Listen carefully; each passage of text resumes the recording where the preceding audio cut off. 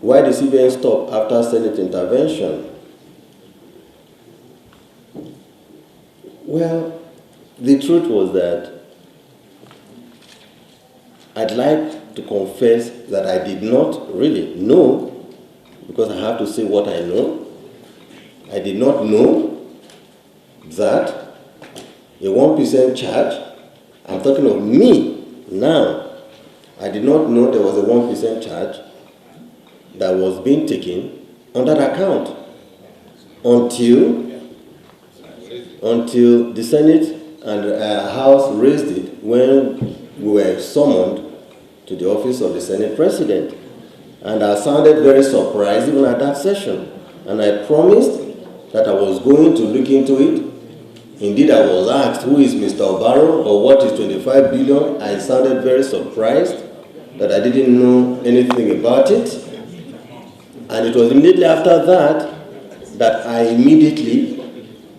it was immediately after that I swung into action, discovered what was raised at the office of the President of the Senate was right, and I immediately called the MD of REMITA. I found out who he was, collected his numbers, and I made a call to him, and I insisted that the money had to be reversed.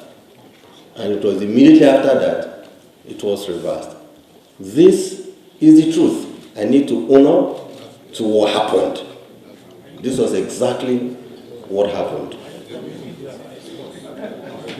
Now, sir? Go ahead, please. The tenure of the agreement, it is an agreement that has annual renewal clause, and I believe it is due for renewal. And that is why I know that system spec will subject itself with others to a competitive approach that will give us an effective and efficient pricing. What would we have gained if NIMS was ready in 2012? Well, maybe then they would have competed on pricing, and maybe at that time when the negotiation on pricing was going on, perhaps the pricing could have been lower because the two institutions would have been competing for the service at that time. How long did it take for CBN to realize that the 1% was too high? I'm just saying it, and it is the truth. Like I said, I didn't know about this until it came to the fore. Thank you, sir.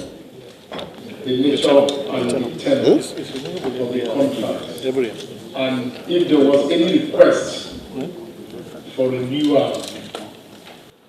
Well, I think I would need to check, but I do know that yes, there was an agreement,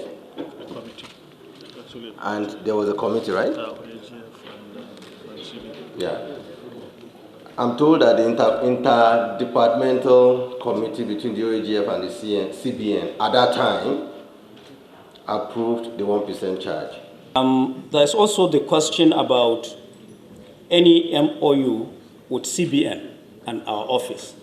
There is no MOU between Office of Accountant General of the Federation and CBN on either appointment of REMITA, which is the issue being discussed now. What I know is when I came newly, I was confronted with a document to sign to do with appointment of REMITA. And I said I will not sign till I know the nitty-gritties of the appointment and the terms. And to date, I have not signed that. So there is nothing